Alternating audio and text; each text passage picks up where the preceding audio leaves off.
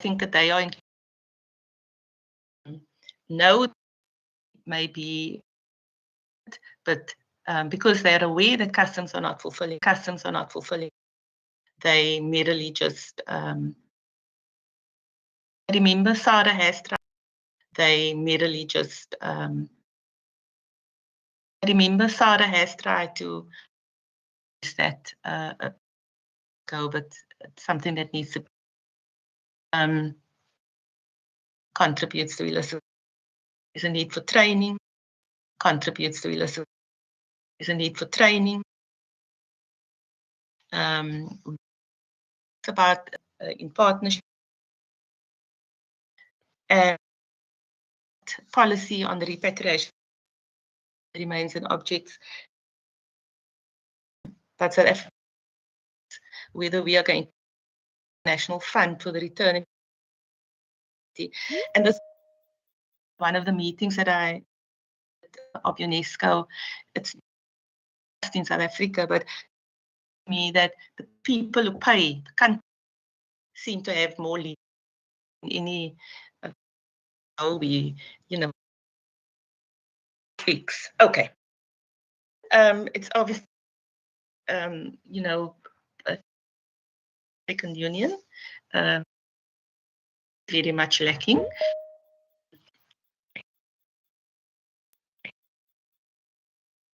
Driving at a and then of course, I think science is a very important tool to inventorize collections, and I think we are all aware that a lot of the museums, I cannot understand that, but they are money to do them, and have international best practice standards for document purposes. Next slide.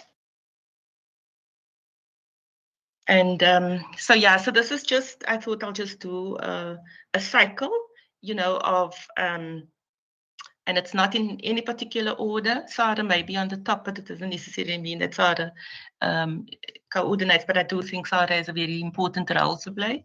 And I think it's important that SARA must coordinate heritage crime within the organization effectively. And because SARS itself can be utilized for preventative measures and also survey statistics, and then DSEC and ICATCH needs to play their role. NatCom, I think it's on its way. It's being the chairperson of NatCom is someone who comes from the heritage sector, who understands and who have made a lot of effort to ensure that NatCom, which is the cultural committee of UNESCO, is fulfilling its role, and where all the conventions that South Africa is signatory to is implemented. And facts, the judiciary also needs to come on board, and then training is a very important component. And I think I'm on my last slide now. Next one. So that important book, Achebe, and I think what we've seen over the last 15, that we have the perhaps not so much the capacity, but there is a will for people to deal with these issues of SARA's mandate is aligned to the 1970 convention, and it's just capacity and resources.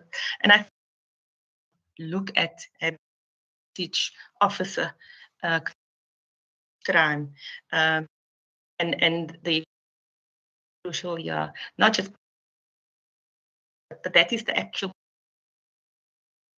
with each objects needs to look at because city challenge. I don't think the needs to look at how best to deal with it. The rest that I talking about, but I think also that we have no control over systems, but hope point Directorate for Priority Crime, heritage crime, serious organized commercial is important. There's need for museums and so on to look at legacies, because that picked up at one. I didn't do it, but so the Hawks have been investigating quite a few of the cases, and there was an experiment done at a museum where Lieutenant was very passionate. He's our latest Bernadine Benz. She was in 2005. Now, conducted an experiment at the museum, and it was part of it. And we then found that as much as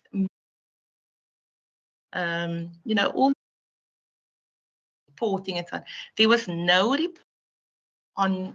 formal reporting on loss of objects and theft, and is an audit,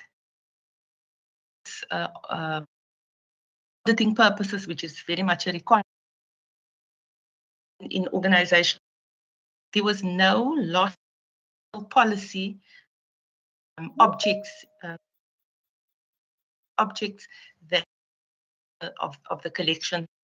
So the auditing that was about goods museum. So that's also important, and obviously security measures, and keep on keeping on.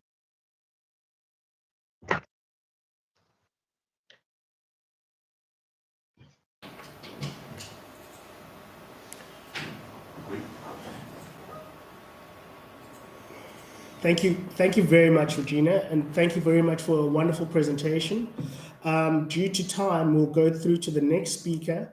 The next speaker is Professor Bernadine Benson, who's a member of the South African Police Services for close to 20 years before she joined the University of South Africa in 2007. Professor Benson is an associate professor in the School of Criminal Justice within the College of Law. Her research interests include cultural in higher education. She holds a BTEC policing and an MArch in policing, both attained cum laude. In 2013, she completed her doctorate DLit et Phil in criminal justice at UNISA. The title of her thesis was Addressing Heritage Crime in Gauteng, South Africa, and Integrative Exposition. Thank you. Everyone, I'd like you to welcome Professor Bernadine Benson. Thank you.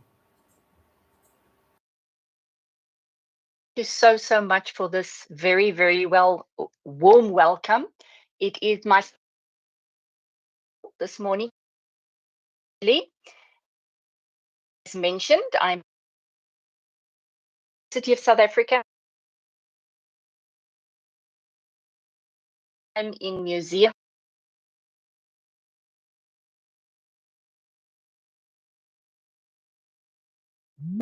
Your metaphor.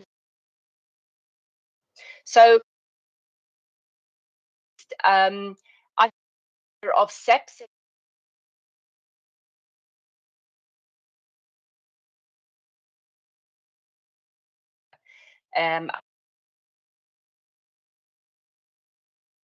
In each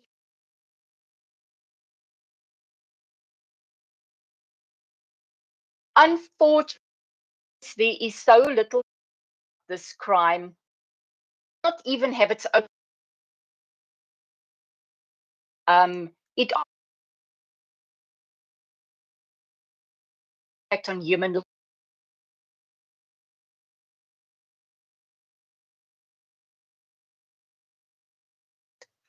as a police is bound by law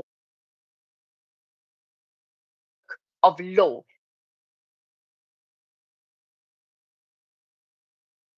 Museum community in 1989. Each other from that. I recall Glenn Bolkwell as well at the Ditsong Cultural History Museum. Immediately hit by multiple perspectives. They sheer to me.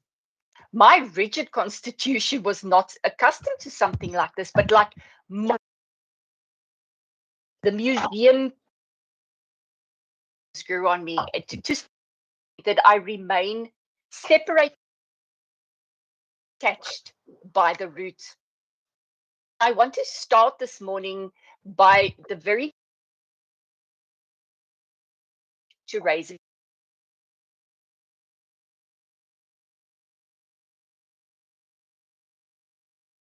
heritage of the village. We same clan, tree, but coming from the same space in my mind, us neighbors. Holding on to that thought, my presentation today will address the following themes. I will consider the risk landscape and briefly cover the various forms of risks that museums need to contend with. These range from theft, vandalism, deteriorating infrastructure, and vermin, to name a few. And then based on best practice in museum space, I will present the 10 agents of loss and deterioration and the 5 stages of control. I will then also consider the 6 layers of enclosure as a strategy for security measures. And then we can consider some challenges to museum security and how collaboration is key to any successful endeavor. And I want to end the presentation with a reminder of our village and our responsibility as villagers to our children and their children. And we need to continuously remind ourselves, how will history judge us?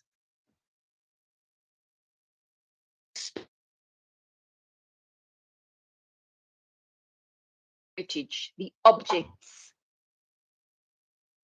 their activities and their skills, their ideas.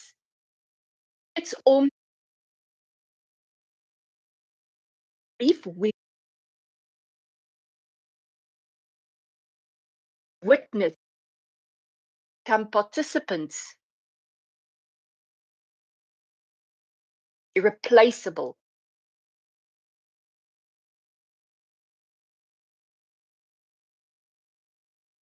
Specifically, our music, prolonging the survival of our of making we can know our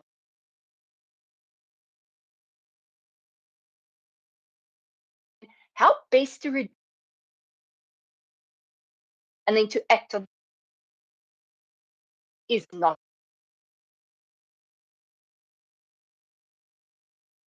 to. The Location of Culture is a seminal work by Homi Bhabha, a post-colonial theorist and cultural critic, published in 1994. The book has had a significant impact on the fields of post-colonial studies, cultural theory, and literary criticism.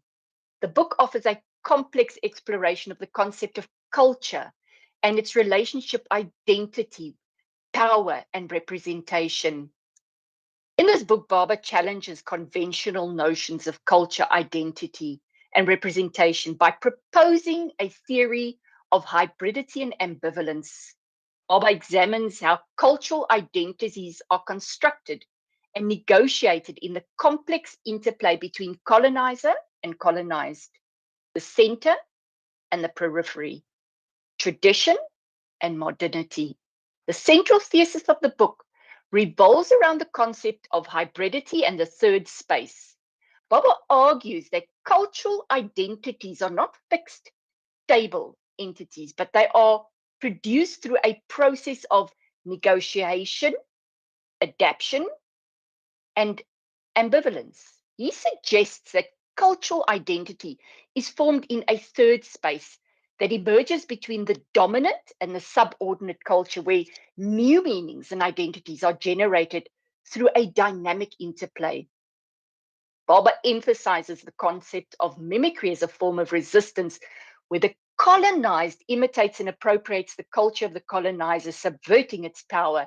He introduces the idea of ambivalence, which refers to the simultaneous attraction and repulsion that colonized subjects feel towards the colonizer's culture.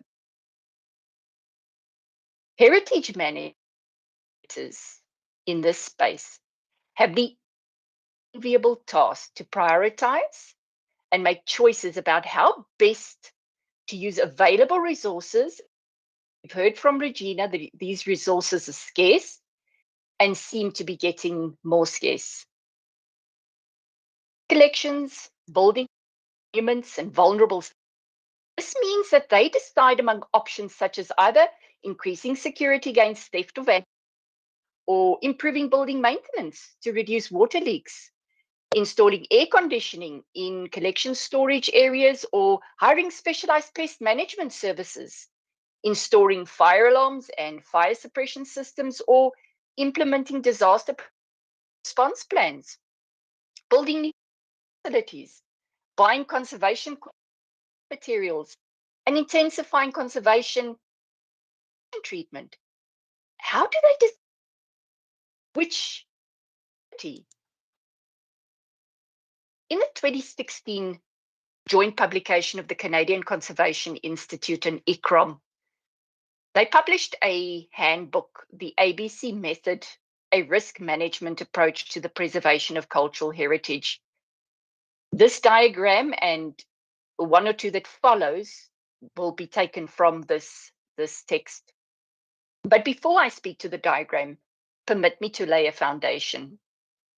A limited understanding of a problem often results in a limited resolution to the problem. Therefore, it is very important to understand the context in which the heritage asset is situated. This includes the physical, the administrative, legal, political, socio-cultural, and economic environment. It's also important to identify all of the actors inside and outside the organization that can help us in the process. This is from the cleaning staff, the security staff, the direct heritage authorities, the fire brigade, the police, local communities, schools and universities, potential donors even. Once the context is more fully understood, only then can one focus on the identification of risk. I'm not a decoloniality scholar. I'm a fledgling. But I do wish to share these insights with you as it colors our cultural context. And I blame osmosis through rubbing shoulders with museum people for changing me and for causing me as an individual to re-look and rethink what is my culture, heritage, identity, and hybridity. Barber's concept of hybridity is relevant in today's globalized world, where identities are often shaped by multiple cultural influences. It provides a lens to understand how individuals and communities navigate their identities in multicultural societies. Post-colonialism and decolonization. Barber's work remains important in the context of ongoing conversations about decolonization and challenging the legacies of colonialism. His ideas encourage examining how cultural domination continues to affect societies today. Pedisoli and others talk about the 10 agents of loss and deterioration. These agents range from the known culprits, water, fire, criminals, and pests, to pollutants, incorrect storage conditions, lights, UV, temperature, and relative humidity, and dissociation, which could be poor or inadequate inventories, misidentification of objects, and staff retirements. Let's pause our losses, not specifically from museums. It illustrates the voltage.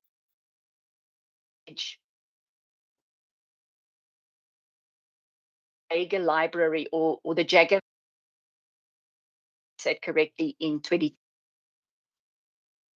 Irreplaceable books and documents were lost. The image on the top right is of the famous, or perhaps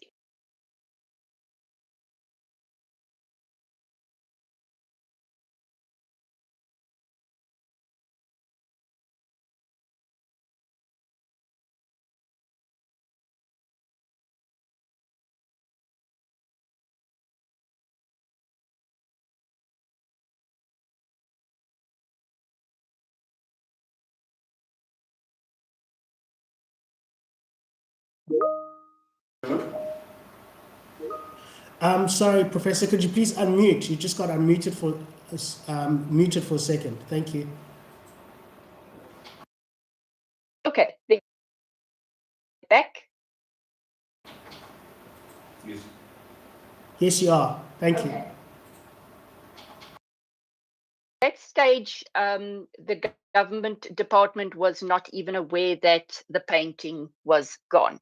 And I think that is perhaps more prevalent than we would like to believe.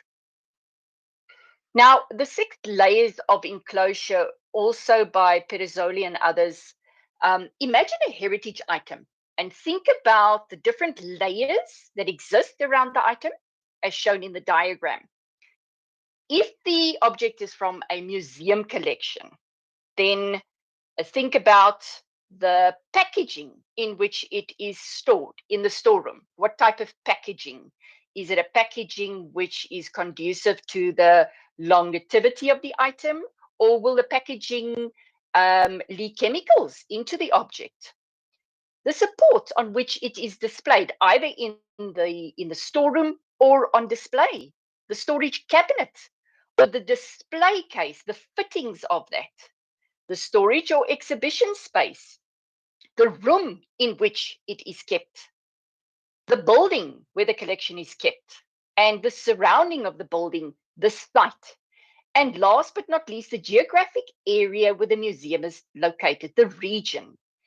If the item is an outdoor sculpture or environment or a building or a site, then the relevant layers are only basically the site and the region where they are situated. But now it's worth noting that these layers can be layers of either protection or they can contain sources of danger.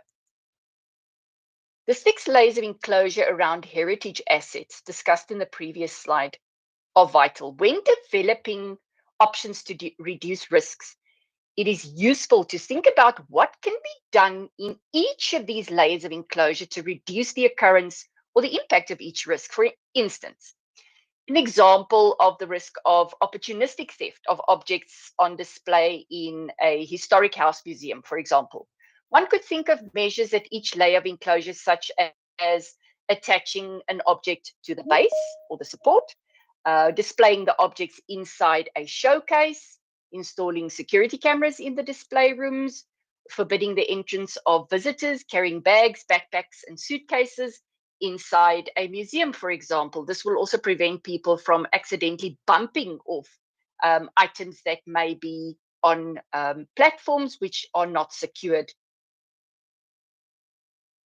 Other strategies called the 5 stages of control. This includes both preventative and reactive measures to reduce the risk to our heritage assets.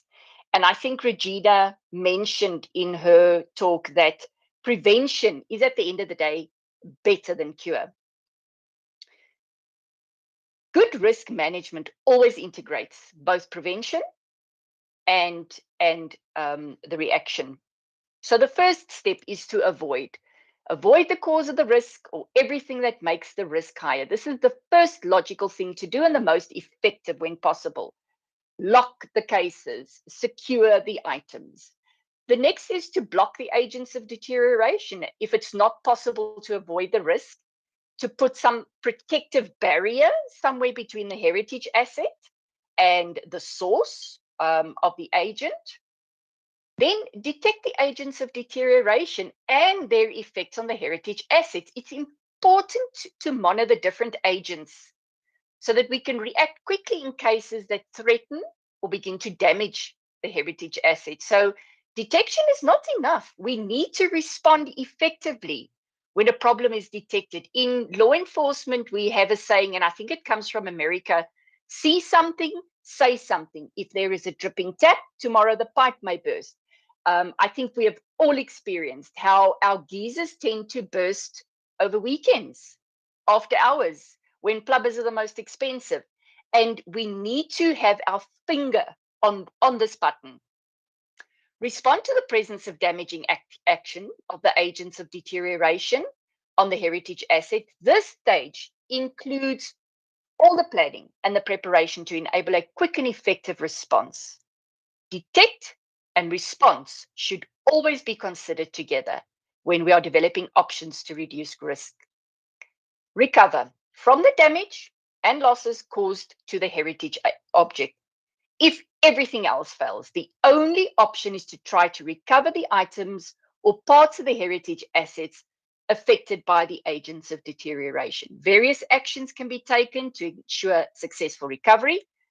Complete and updated documentation of heritage items, a budget allocation for emergency insurance, expertise identified and contacted in advance of any event. Now, Regina also mentioned the loss control policy. We need a plan before the plan is needed. How many of our museums have a standard operating procedure? What to do when a pipe bursts, when there's a fire? How many of our museum staff have had fire drills? What is the SOP when you come to a museum and the back door and the front door is broken in, or you notice that somebody has come through the roof? Is there a standard SOP that museum staff who are passionate about these objects can follow, because they are not law enforcement experts, but that they can follow, so that when law enforcement comes, the scene is secured and evidence is protected? Contains a section on security collections and due diligence against illicit trafficking. In 2017, Groven research, and they highlighted the complex nature of museum security. That security guard isn't there to just check the building and often to fall asleep at the front door. The four themes that emerged during their research highlighted: number one, the impact of personal safety. That's the safety of staff and the safety of the visitors. Then the visitor experience. The visitor wants to experience an interaction in a museum without there being unnecessary barriers.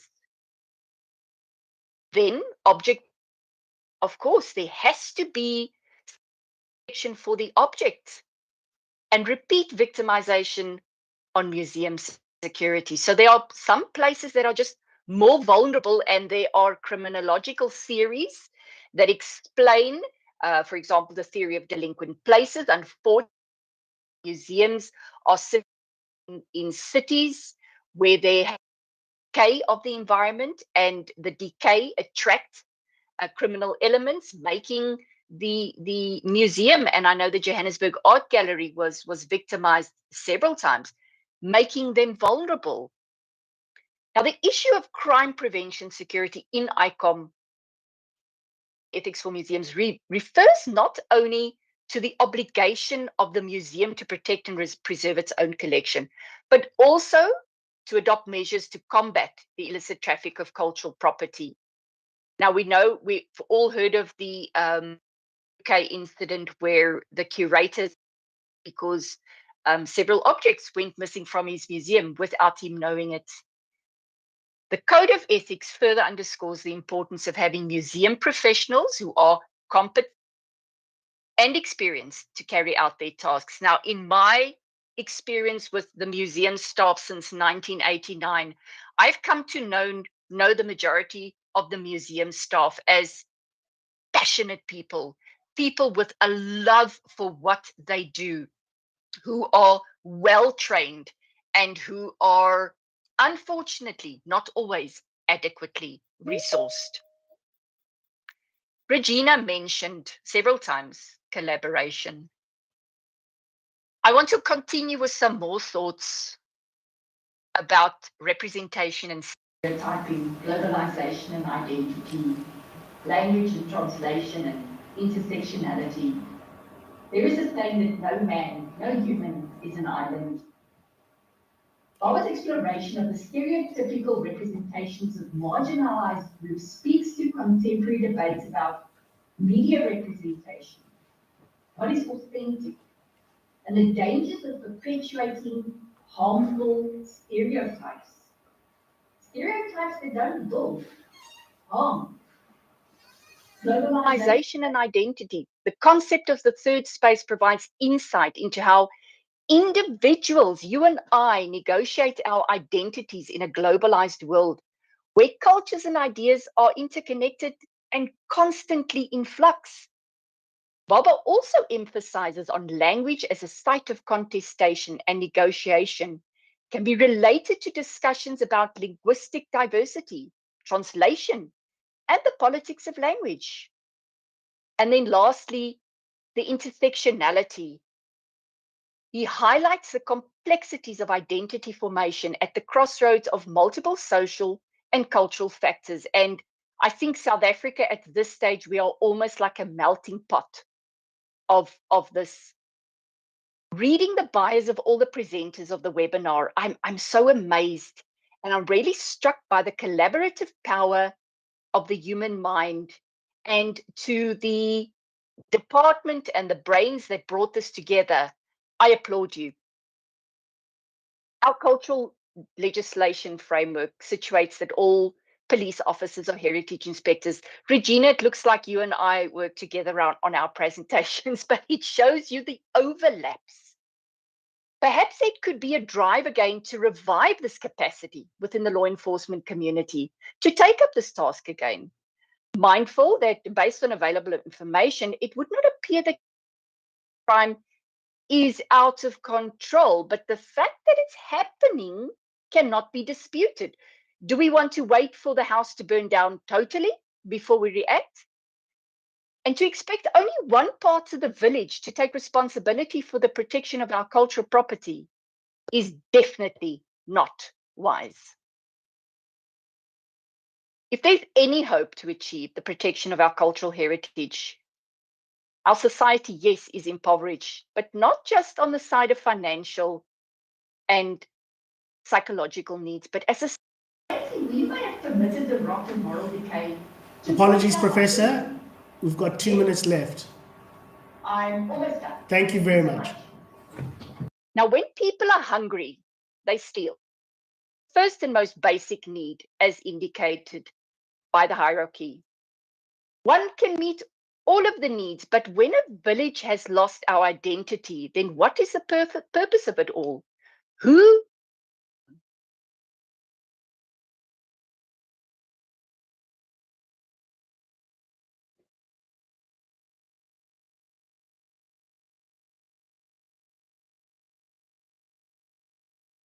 people, the repercussions?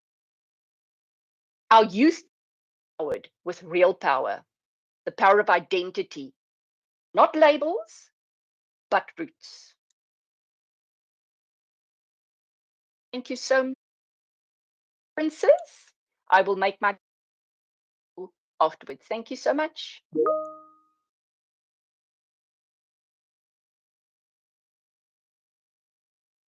Thank you. Professor, thank you very much. That was both informative and very interesting presentation. And I like the idea that you have to enforce more collaboration as well as a transdisciplinary way in which we practice. And that was illustrated very highly in the presentation that you showed us. And I'm very happy that there are people that are looking into these issues that are very complex. However, we have that knowledge basis. We will flight most of the presentations for this part of the morning on our YouTube, and also we'll have a link to them for for the webinar in the near future for each day. So if you missed anything, don't worry. We will be able to gather most of the information that way. I'd like to check on everyone if there are any more questions that we would like the professor to deal with. Professor, I'll be fielding the first question, and this is from, again, Carvel, and the question is, should SAPS have dedicated resources to look after museums and heritage crime? Thank you. If you don't mind answering, thank you. Thank you so much. Let's consider what the legislation says. The legislation says that all SAPS members are heritage inspectors. Now, if you look at the mandate given to SAPS in the Constitution, the SAPS are there to look at crime, to ensure the safety and security of society, and museums fall within the space. So, yes, while I don't think one needs to have hundreds of dedicated resources, I don't think asking for 5 people per province is too much to ask. So that's something I would really push for in terms of collaborating with SAPS. And I would be the first to put up my hand and say, I will help with their training free of charge. Thank you, Professor. That's very magnanimous and very generous of you. Is there a way, in terms of the training, not only happening at the professional level, but also happening in the grassroots level, whether it's, for example, communities and or students getting into the heritage sector? Usually the criticism is that people find out too late about the value of heritage within the public sphere. Is there a possibility of doing that grassroots training, and where do you see that being possible? Thank you. Thank you. I see that as possible, but we need to start at primary school. We need to start with the youngsters that are going to primary school, who come from areas where there are heritage sites, and who are the eyes and the ears, and don't always understand when things happen in their communities. But to start with our youngsters and instill in them a sense of identity linked to our cultural heritage, then building on that when our youngsters grow up, to encourage them to become museum professionals in all the disciplines. And then at grassroots level, through the community police forums, to link with community leaders, so that collectively the village takes responsibility for the training of the village in how to look after what has been given to us by our ancestors. Thank you very much for that contribution. And Professor, I'm sure my colleagues would like to express a debt of gratitude for your time and also your contribution. And I'm sure we will be in touch in maybe putting this forward. And also, I'd like to thank everyone for their time. And we are now at a juncture where we're going to have to follow on to our next topic. Thank you very much, Professor. Our next topic is a contribution towards in situ preservation of underwater heritage in Mozambique Island. This is by Cesar Mahumane. Cesar Mahumane holds a master's degree in archaeology by the University of Cape Town, South Africa, and he is currently a PhD candidate with the University of Pretoria, South Africa. Cesar is a lecturer in maritime archaeology in the Department of Archaeology and Anthropology at Eduardo Mondlane University, and a collaborator in the Center of Archaeology, Research and Resources of Mozambique Island. Over the last 7 years, Cesar has worked in different research programs in Mozambique Island on the Slave Wrecks Project, SWP, development of in situ preservation strategies of shipwrecks, training of local monitors in the preservation of the maritime cultural heritage. Along the East African region, Cesar took part on UNESCO training on the protection and management of underwater cultural heritage, and is now working on the implementation of UNESCO's 2001 Convention Best Practices in Mozambique. Thank you. Everyone, I'd like you to welcome Cesar Mahumane. Thank you.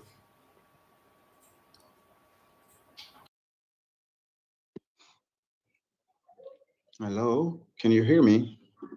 We can hear you. Welcome, Cesar. Okay, thank Thank you.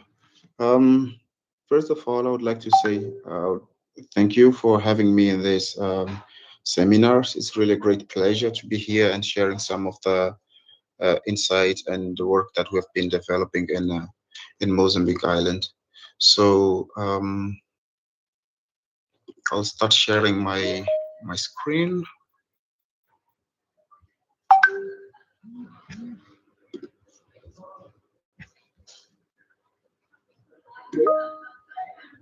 Okay, just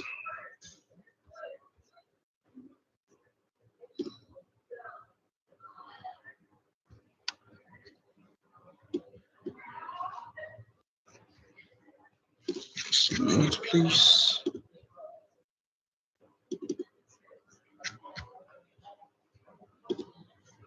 Okay, can you see my screen?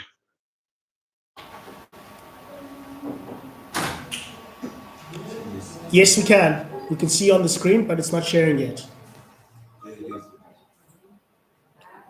The presentation's not sharing. Yes, we can see you, but the presentation's not sharing. Okay, let me see how to do this.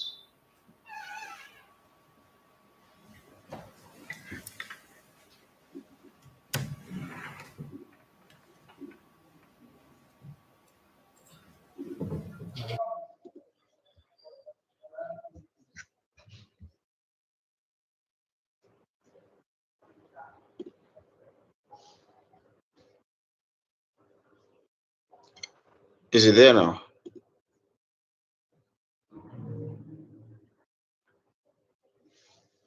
Can you see it now? I can see you. So we can't see your presentation.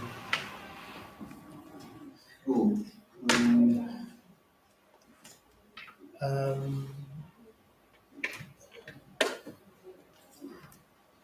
To the email is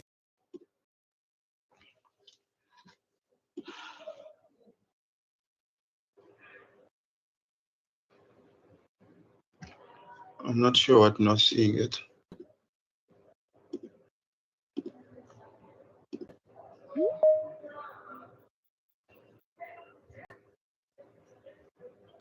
okay.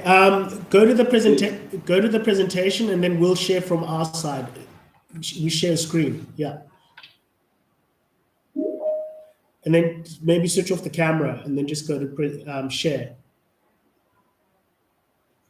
Okay.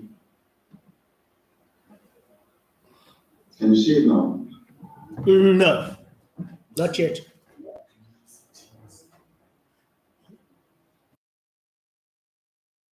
We can see your Teams, which is fine. So now you just have to go to share on top of Teams, and then it'll go through. We can see your screen.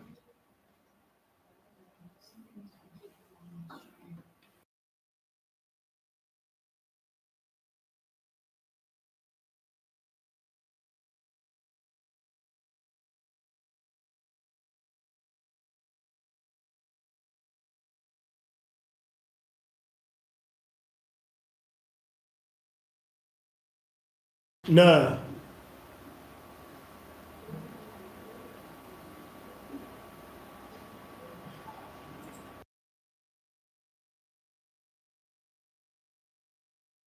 Okay, is it possible to email the presentation to us, and then we'll just flight it from there? Yes, I can do it now. Okay, brilliant. I'm really sorry. No worries. No, it's fine. We've got time. Okay.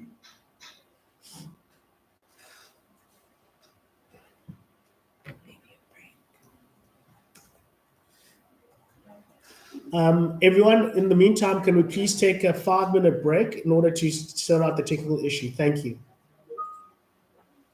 Okay.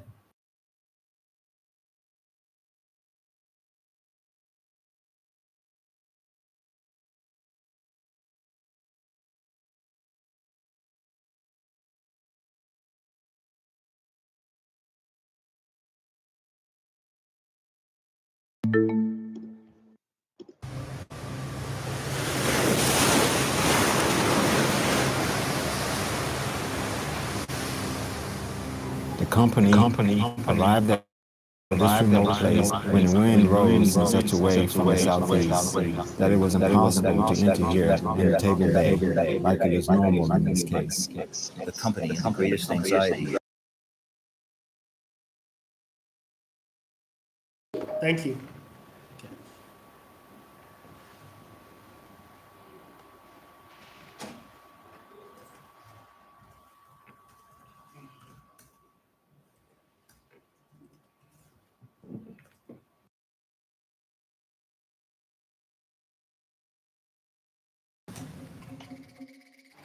The São José was a Portuguese slave vessel on the way back from Mozambique with a cargo of slaves.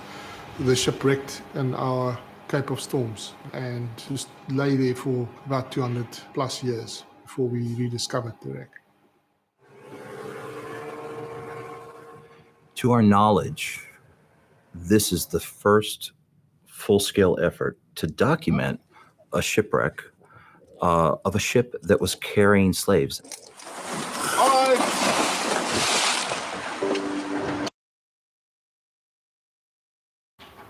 Cesar, on your computer, you need to actually say share window, not to share screen. Okay, try that. Share window. Yeah, try that. Okay, just a minute, please.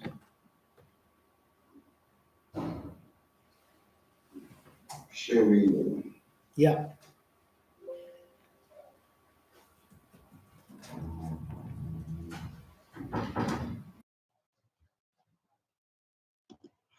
Okay, I can see share window.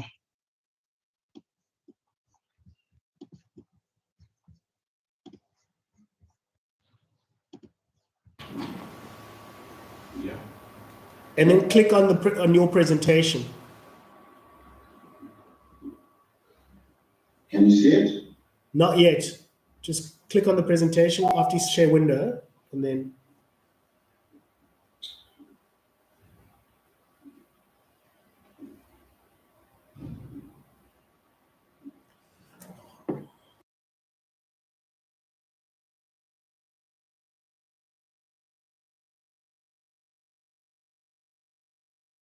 No.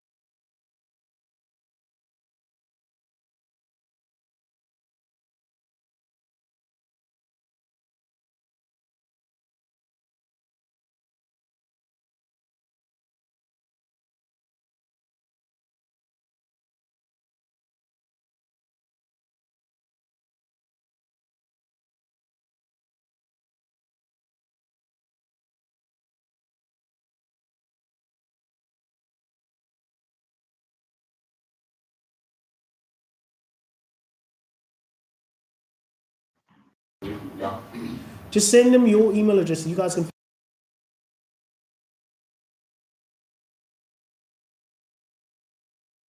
Sorry, which email address are you using? Gmail. Okay, the email is B Mwasinga, B for Bill, Mwasinga, MWASINGA at sara.org.za. B Mwasinga. Yes, I have that. Thank you very much.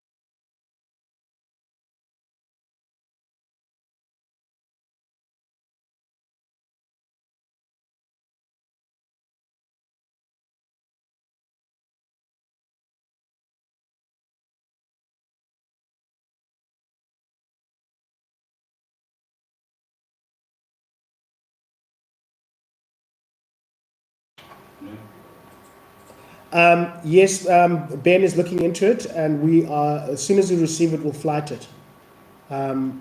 Okay, we'll let you know just now.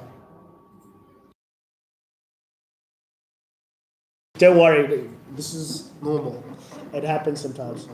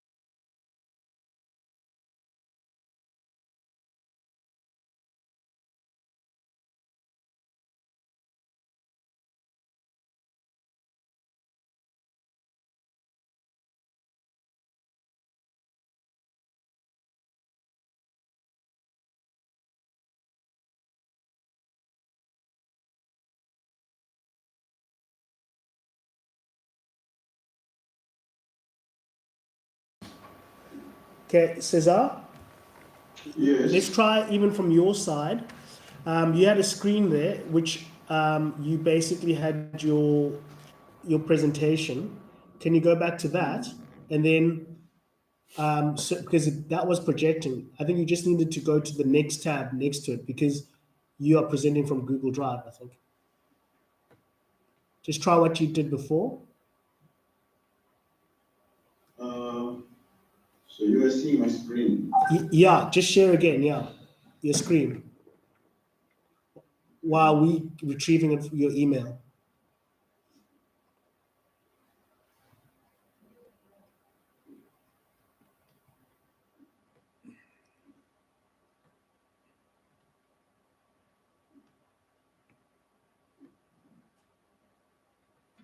Okay, now it's there. Your presentation is working. You just have to go full screen.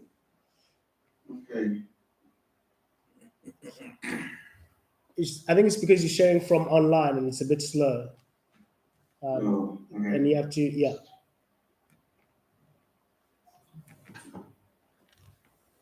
Just go to view and then second tab from the left. Perfect. Can you see it? It's still loading. It's going to take a bit of time. Now we can. Okay.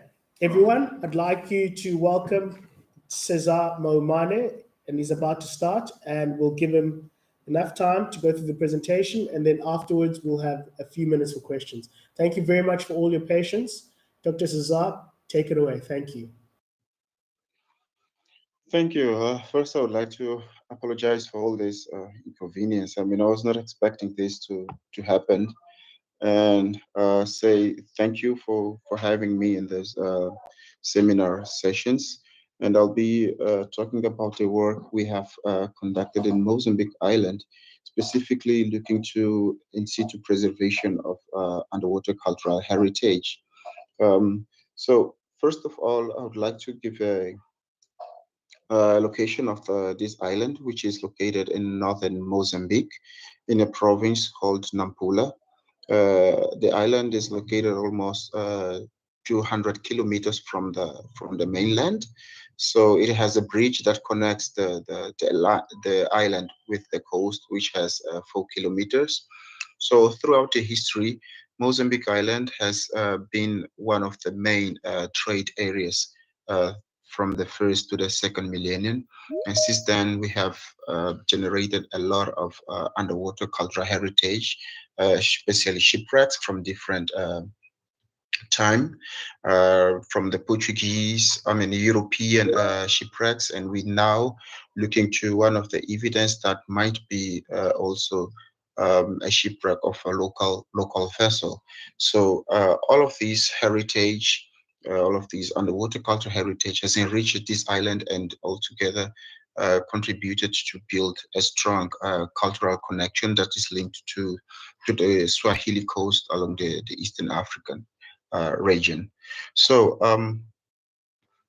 this heritage was known since the 1960s when the first survey were undertaken in this island by a Portuguese commissioner called Victorino da Fonseca. This in 1960s, he found that the island was really was one of the main area that covered, I mean, along the Mozambican coast that had in the same area a lot of shipwrecks. So in this time, he considered this one of the most, the richest area along the Mozambican coast. So he started to do some research from where he recovered what he considered to be Arabic anchors, but also evidence of the first European shipwrecks in this area. 30 years later, in 1999, a team from the Mondlane University undertook what we consider the second major project at in the island that were essentially to get an idea of how much heritage was around, underwater heritage was around the island. And during this work, one of the shipwreck considered a Portuguese wreck was identified, later known as the Nossa, I mean, later known as Spadarte, from the end of the 15th century. So the survey was simply to map the area and also the most found artifacts like olive jars, an anchor, and also ballast stones. However, this situation was ended up abruptly in at the end of the 1999 when the Mozambique government, I mean, because of there were no very well trained specialists in this area. The government was then signed a contract with a treasure hunting company, a European treasure hunting company that was working along the Mozambican coast, I mean the Nampula coast. So they had a permit to pillage, to salvage 700 kilometers along the coast. So the work that I've done for 14 years, they have identified many shipwrecks along the Nampula coast. The most of them were located in Nampula, I mean in Mozambique Island.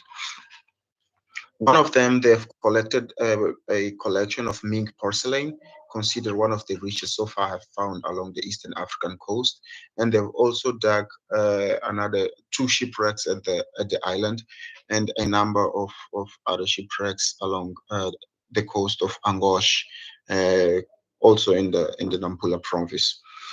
So as a result of these archaeological of these excavations done by the treasure hunters, they have found and also sell a lot of collections from coins and also mink porcelain ingots, lead ingots that were found on these shipwrecks. So from the 14 years that I've been acting in Mozambique Island, we have lost a lot of heritage as a result of all the pillage activities that were happening in the island.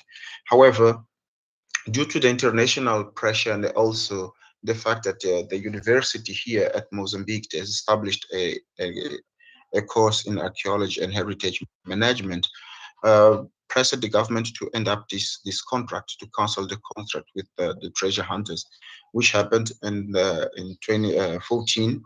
So the permit was cancelled, and now the university started drawing a research plan and also all the strategies to preserve this important heritage in Mozambique Island. They were done an assessment over the wrecks that have been excavated, and we found out that a lot of material have been lost, and sites that have been excavated were in a really poor conservation preservation conditions. So from there, we start drawing activities or plans in order to research, but also reassess the importance of these sites, but also the collections that have been pillaged by the treasure hunters. So in 2018, it was inaugurated a center that is called Center of Archaeology Resources of Mozambique Island. This center was built essentially to provide training for local community, to serve as a research institution for the university, but also for all range of researchers that want to work in the island, not only on shipwrecks, but also on the marine biodiversity and also undertake anthropological work. So this center is now one of the main research institution that have been established in Mozambique Island. So in terms of the archaeological work and the activities that we have been conducting on shipwrecks, we have been training the local communities to be the first eye on the heritage, because not all the members from the university are always there at the island. And also we have been conducting regional training with partnership with UNESCO and other research projects like this LevRec project.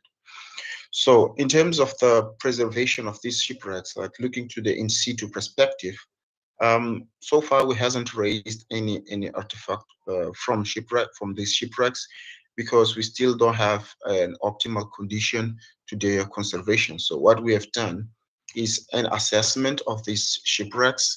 So the 24 shipwrecks that are known. So between them, this one, which is known the Nossa Senhora da Consolação, was found as the most disturbed shipwreck. So we started to conduct some in situ preservation studies that essentially were to determine the area of the wreck to be preserved, determine the physical and biological threats to this wreck, and also which kind of mitigation strategy we would use that would fit the condition of the wreck.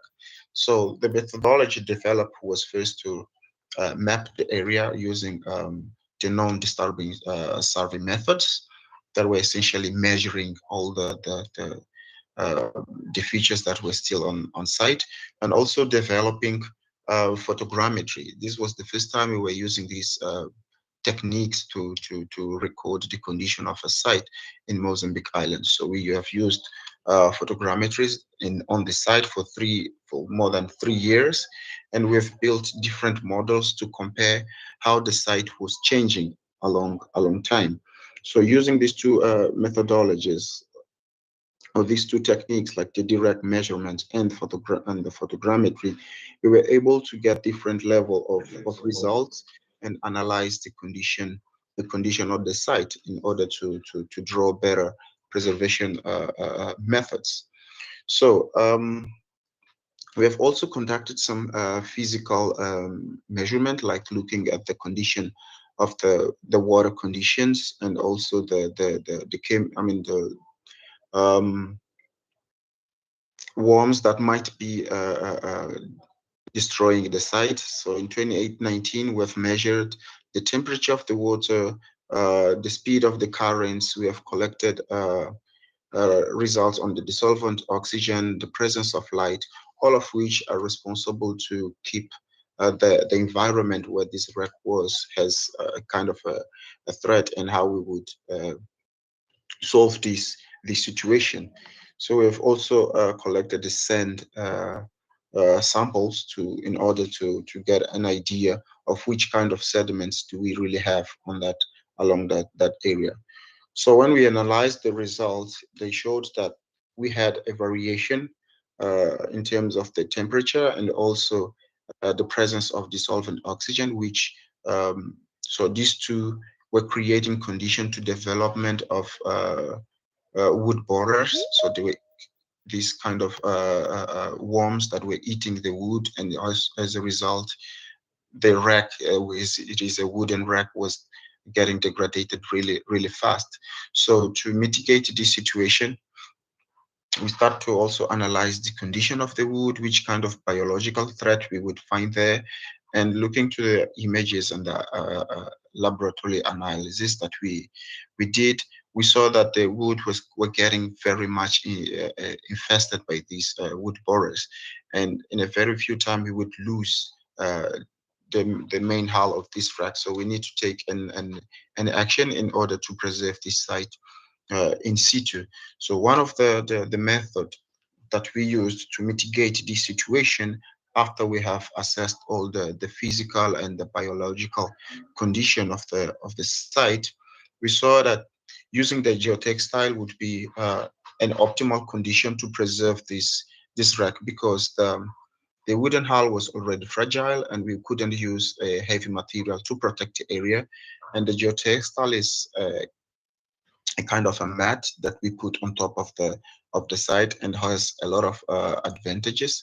One of it can filter very thin sediments that would cover and prevent the presence of wood borers along the shipwreck, or I mean the main hull, and also they would easily capture sediments that would be floating along the site. So we've been also monitoring these methods for 3 years now, and it's looking really it's working fairly good, because the site has been protected, and we've seen that the seagrass along the site have been developing. So here we can see the map of the site from different time from year to year that we have been monitoring the site. And what we have seen is until 2021, most of the area that we've covered with digital textile has seagrass covering the area, which means we're getting into an optimal condition to preserve the wooden hull that's still buried under these sediments now. And so this was the main methodology that we have been developing. So we have been also using this main idea to also monitor other shipwrecks around the area that have been intervened by the treasure hunters. So far we know 24 shipwrecks along the island, and the ones that are on yellow are the ones that we have already monitored them, and we are also looking to their doing some assessment and looking to their conditions, so we can keep developing different methodology to preserve these shipwrecks in situ. So here we can also see some of the rough sketches or site plans of the sites that we have conducted so far, and we're still also looking into other shipwrecks that might be um, in a threat condition, not only because of the human activities, but now with all the changings of the sea levels and the global warming, we are seeing new changings on the sites. Like from 2 years ago, we've been looking to these wrecks, and we are seeing it really changing condition on the sediment. So that is imposing now new challenges in terms of how we're going to monitor and maintain these wrecks that are around Mozambique Island. So in short, this is what I had to share with you. So if you have any question, I'm here to Thank you, and I'm really sorry for the technical issues. No worries, Cesar. It's fine. Thank you very much for taking the time, and thank you very much for a great presentation. We'll definitely need a copy of it and flight it for people to be able to digest everything that was said, and also we have recorded everything for everyone's consumption. Thank you. I'd like to know, in terms of level of skills that are imparted within your practice, how is the public informed about the work that you do? And do you have any ways of disseminating that? Thank you. Well, we're still working on that perspective. So one of the things that we're doing within the Mozambique Island is that we have the center there, and the center has a small exhibition, which is mostly visited by the local students, but also the local community there. We have now a project in which we are trying to make all of the dissemination bigger, like getting a proper website, and also all the and a proper exhibition as well of the archaeological remains, so we can display it to the public. And we have a question from Lisa. Please, Lisa, can you ask your question? Thank you. Thanks, and thank you, Cesar. It's always so nice to hear about this project. It's such a great example of, taking a good and measured approach to especially the pre-disturbance elements of this sort of project, rather than just kind of going straight in with that approach to recover as much material as possible. I want to ask a question about the Espadate in particular, which is one of the sites that the company known as Okeanorthus was working on at that time, before the permit was cancelled. I want to know, was it really mostly a collaborative effort of the scientists and the heritage managers in helping to put a stop to that work, or did you have good cooperation from the Mozambican law enforcement? How was the engagement with the Mozambican government in terms of having that work stopped? Can you tell us a little bit more about that? Thank you. Yes. I mean, it was more kind of a collaborative work, because in terms of the law enforcement, in our law, I mean, it's the commercialization of archaeological material it's forbidden. So that was the first problem. So the government kind of stepped on that law. But we have here the National Direction of Cultural Heritage, which is also an organization that is responsible to monitor the heritage. So the director that was sitting there at the time, she was doing all the effort possible to convince the government that this decision that was taken was wrong in terms of exploiting or selling the archaeological artifacts. So the university as well, it played a really important role in this process, because archaeologists that were hired here at the university, they were also pressing the government and convincing that this decision was wrong. So we had here a collaborative work from national institutions, but also international organizations like UNESCO, and also a group from the slave wreck projects that were also starting to work in Mozambique. So they all together, right? They made this argument that selling artifacts like archaeological artifacts was a wrong decision, and we had to look to them in a different perspective.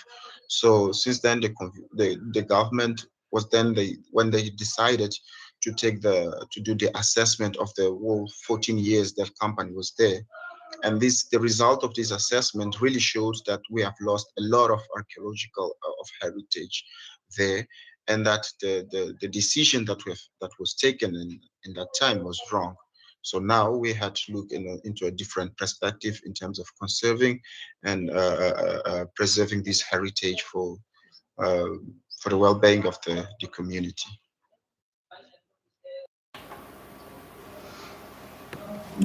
Thank you very much, Cesar. The next person to ask a question is Breege Williams. Breege, can you please turn on your mic? Hi, thank you. Thanks for the presentation, Cesar. It's very interesting as always, and I think you guys do a fantastic job considering the amount of work you have to do. I guess my question is, with regards to the treasure hunters, did they do anything to mitigate the damage to the shipwrecks after they'd removed what they perceived as the treasures, or did they just kind of smash and grab, if you know what I mean, like take what they needed and just not have any consideration for the heritage that's been left behind? Thank you. Oh yes, thank you for your question. I mean, that was exactly what happened. They just destroyed the sites. They did almost no effort in terms of preserving the sites that they had excavated. We had this situation of the Spadarte was one of them. The Nossa Senhora da Consolação was also one of the wreck that they have excavated and sold almost the commercial valuable artifacts, and the other wreck they've also excavated and sold. Most of the material was known as São José, from where they've collected a lot of coins that have been sold. So literally, they were just, plundering the sites and collecting valuable materials to be sold. That's what they did. From the artifacts that they've collected, most of them we're having a serious issue in. Those artifacts were raised and now are there in Mozambique Island. And at the time, they didn't have proper conservation methods. So in some cases, we even now have to do conservation on those materials that were just raised without any research proposal, like any concrete plan of action. So they're now sitting there, and we're doing what we can do, or what we can in order to conserve these materials. So it was really it still is a big problem, because we're still facing challenges to conserve the material, but also some of the wrecks that they have intervened. Cesar, thank you very much for everything that you've done.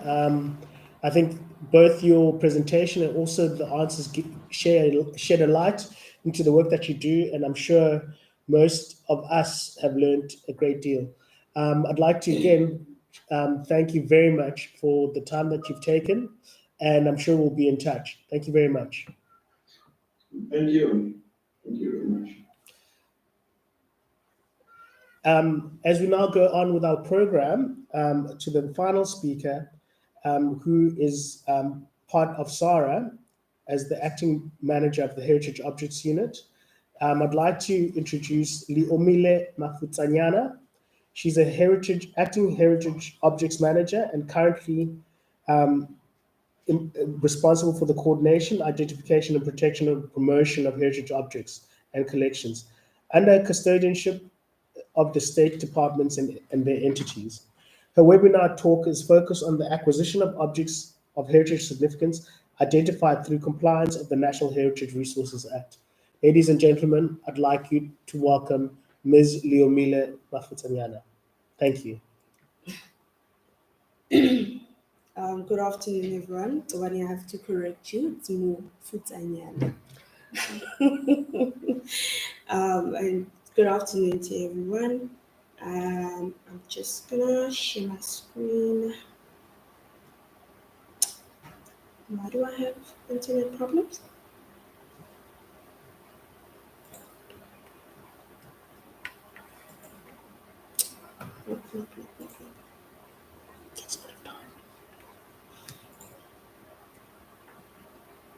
I don't have internet.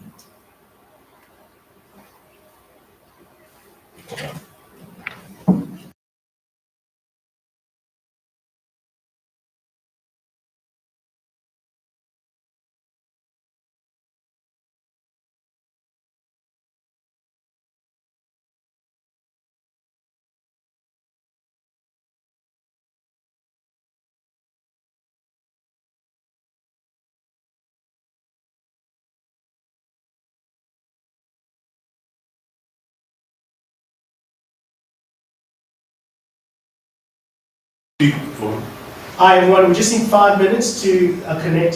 Thank you very much.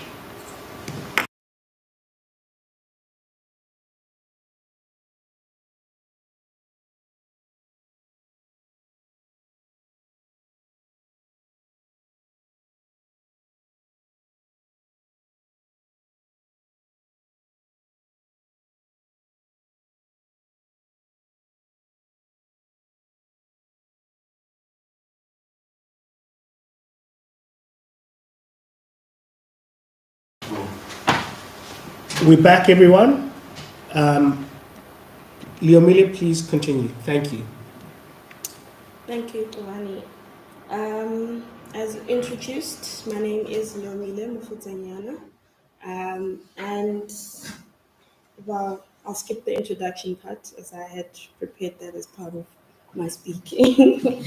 My presentation this afternoon focuses on a topic of contention, which is firearms.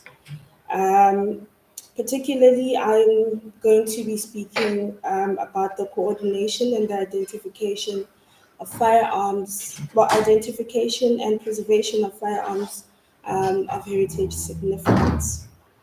My approach on this topic is mainly from SARA's perspective as a regulatory body and implementing agent of the National Heritage Resources Act. However, I must say that I speak on this topic in awareness of the various attitudes, views, and sensitivities that stretch beyond the heritage sector. Rarely do we have a platform, or at least in how I was exposed to the work of firearms within the heritage objects, has it been a situation where we have all role players or we address the matter of firearms on a wide topic, on a wider platform. It's always been concentrated to various role players and trying to get them on board in further understanding exactly how this coordination is supposed to work. So in this presentation, will look at basically outlining what is commonly referred to as Section 9.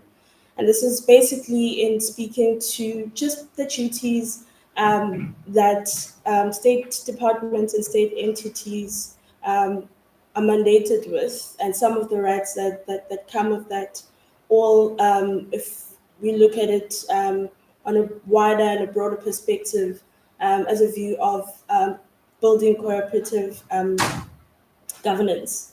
I then will also outline then SARA's role in the identification and preservation of firearms of heritage significance. I will then highlight, discuss is something that I would like to open to the floor, which is the views of the role players in the identification process and preservation of firearms of heritage significance. I'll then speak to the limitations and challenges that this process has brought forward, and many of which are still prevalent even now, and are a result of this subject being so contentious, at least in as far as heritage objects is concerned, and representation of the national estate. This, of course, extends beyond that, given the views and attitudes of firearms in general within society. And ultimately, all of this is to sprout a discussion with role players and the heritage community as a whole in further understanding and unpacking this coordination process, and further looking or zooming into NARA compliance and implementation as far as identification and conservation, particularly of resources, of heritage resources, and then specifically heritage objects, because this is widely, I'd say, uncharted waters within SARA's mandate, and a lot could be learned as a result of discussion and yeah, as a result of discussion. So I thought to just put into context exactly, just looking at the national estate and what forms part of the national estate and as far as firearms is concerned. I then went around just looking at, particularly when we speak of firearms in the history of South Africa, what are we referring to? What themes are we looking at? Are we simply looking at objects that are, perpetuators of violence, or is there a little bit more that extends beyond that, that is quite relevant to firearms?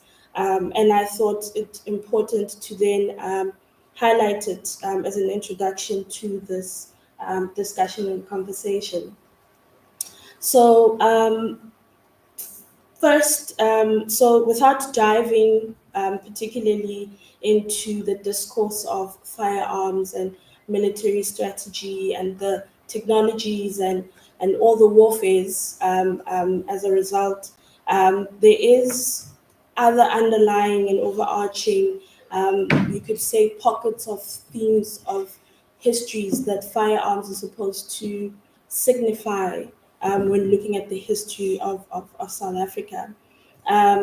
The the the slide in front of you shows some of the key role players in this discourse. It is not an exhaustive list.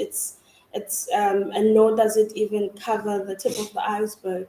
It simply looks at just the historiography, if you can say that, of what exactly makes up firearms in South Africa.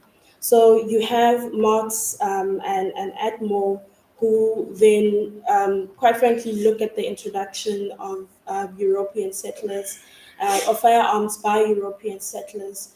They then expand or look into this on how conflicts as a result of collaboration and resistance further expanded the use and the knowledge of firearms.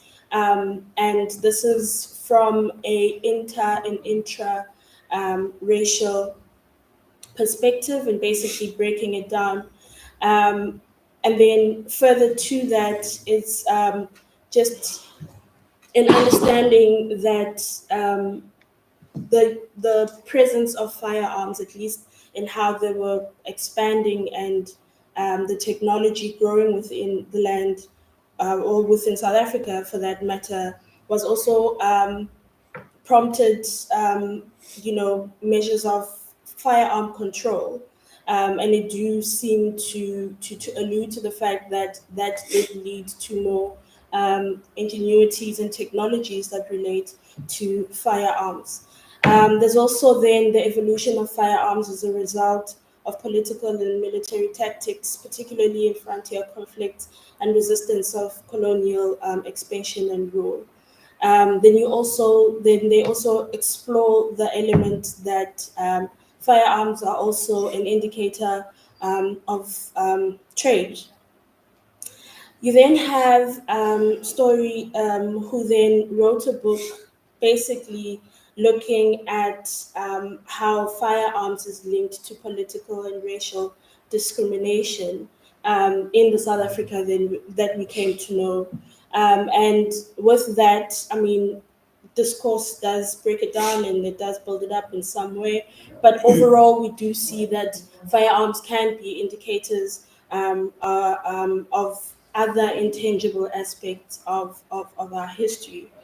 Then you have Posoloff, who then basically did an overhaul of just how history of firearms is looked at in South Africa, and basically was trying to demystify the whole aspect of only tying it to military and political on only tying it to political and military warfare and strategies, but also then bringing in the societal dynamics that come with it, including themes of slavery, and including themes again of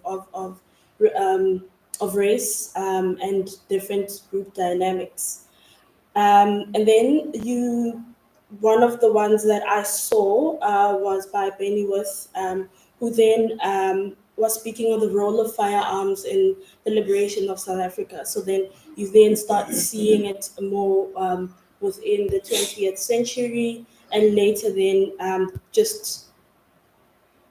that role. So in that particular focus, Benny Worth was mainly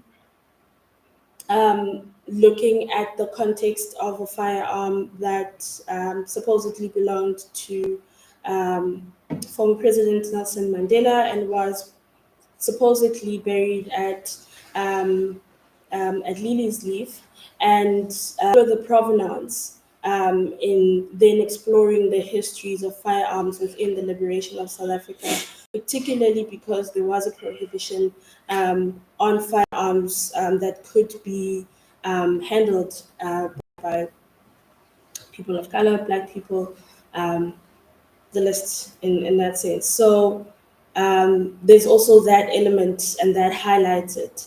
And this becomes particularly important later on when we look at the firearms control and the age, that is put as an underlying theme of what to consider for as firearms of heritage and significance. Again, this is not taking away, contemporary South Africa tell a very different narrative. Still one of violence, but it's a narrative.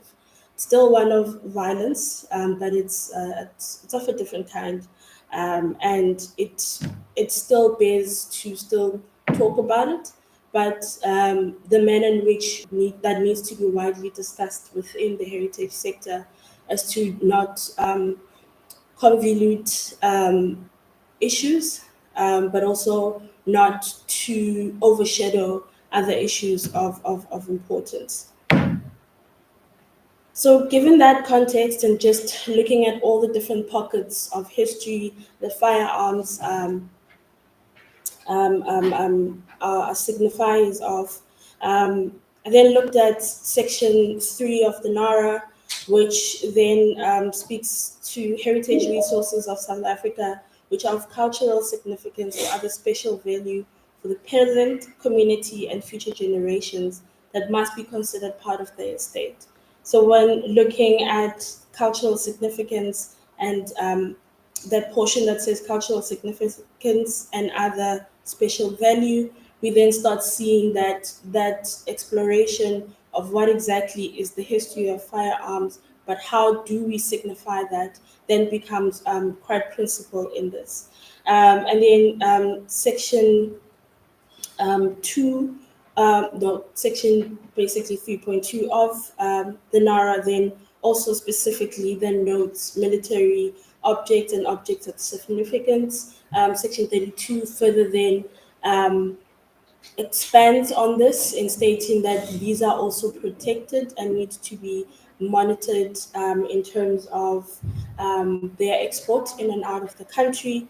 And then the list of types then further encompassing some of these histories or pockets of histories, if I can call them that, in reference to the term of historiography, pockets of histories and considerations of significance that we then that are still covered under the list of types. So, with those general themes and in looking at various components that firearms can represent within our national estate, and leading into the whole identification process, we then consider the significance of firearms from a perspective of what Section 3H speaks to. It speaks to the importance of community. It speaks to yielding potential to contribute to the understanding of South Africa's cultural heritage. It speaks to aesthetic characteristics, which is also a pocket of history where firearms are concerned that has been explored. It speaks to creative and technical achievement. I mean, firearms are a venture of war, and as war tactic strategy expanded, so did the technological advances of it, and in some instances, tying to various groups, and therefore showing the various interactions that make up the South Africa that we know of today. But also there's, relation to sites of significance, sites relating to the history of slavery in South Africa, also between inter and intra race. We also note that firearms have quite a significance in a lot of South African war history. So, noting the significance, noting the criteria in which we we assess the significance of firearms, we then get to Section 9 of the National Heritage Resources Act. In a broader sense, Section 9 is basically aimed at coordinating the identification and preservation and conservation of heritage resources. And this is both buildings as well as heritage objects. And as far as buildings, it seems to be a far more coordinated approach because of the manner in which buildings are managed within the country. It is three-tiered, quite frankly, quite noticeable, and there's various spheres working towards the management and coordinating the identification of heritage buildings, heritage sites. Complex, and the picture doesn't look as clear as we would like it to be, but the section does aim at a coordinated effort, as I mentioned earlier, speaking towards cooperative governance and forming partnership again towards the end of complying with this particular section of the Act. And this is an obligation to all state-aided entities and state departments, where maintenance and conservation of heritage resources falls directly onto the State Department or state body regardless of their main business, if I can, to put it quite simply. There is an obligation for sharing of data and regular reporting of this. And by sharing of data, this is specifically considering what is considered significance in terms of the national estate and how significance is assessed, but also then taking into consideration regulations and defining factors such as the list of types, for example. Informing SARA of proposed developments, examples, sales, and destruction. I highlighted this one because unfortunately this is the most highlighted part about this part of the section. And quite frankly, I would say what the heritage object is notably known for. However, it forms quite a small portion of what that part of the act and the implementation of that act is, of that part of the act is supposed to look like. And I will speak to that as we go forward. But also incorporating SARA in the commenting process in project planning involving heritage resources. And this is just basically on the side or emphasizing on proposed development of heritage resources. And then considering SARA's recommendations and the decisions affecting heritage resources.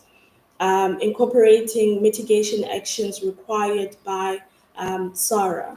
And as you can see, this again alludes to a coordinated effect in basically managing heritage resources. It's that part of the act also mentions that this needs to be done within a reasonable purview, if I can say that, and therefore that is where that coordinated effort and in tapping into SARA's, I'd say, knowledge stream, then becomes quite important because as the overseeing and the implementing agent and regulatory agency, then that coordinated effort of heritage resources that form part of our estate then become quite effective. Going back to stating that most notably, this is what the HOU, unfortunately, outside of permits, is notably known as for or for doing. And this is precisely because of the work that has been done with other bigger entities such as Transnet, Eskom, and quite notably the South African Police Services. And particularly this part of the act relates to that, sorry, lost my train of thought there for a moment, that state-aided entities have an obligation in taking care of heritage objects, well, at least I'll speak in the sense of heritage objects under their custodianship. Primarily, this coordination has been a more reactive approach rather than a proactive approach. I mean, there has been attempts for a proactive approach because most of the cases that we ended up dealing with or heritage objects has dealt with have been as a result of complaints and reporting of contraventions. For example, where firearms are concerned, people would see articles and or they would report that, we have seen a list of heritage firearms. Is SARA aware of these firearms? And then in that then becomes an initiative to then say, hang on a bit, are you aware of this part of the act, and this is what it has aimed to do, but principally this is what you need to have been doing all along.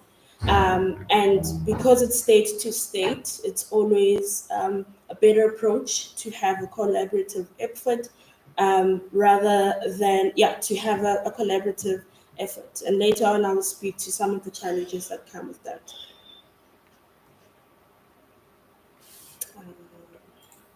My slide is not moving. Okay.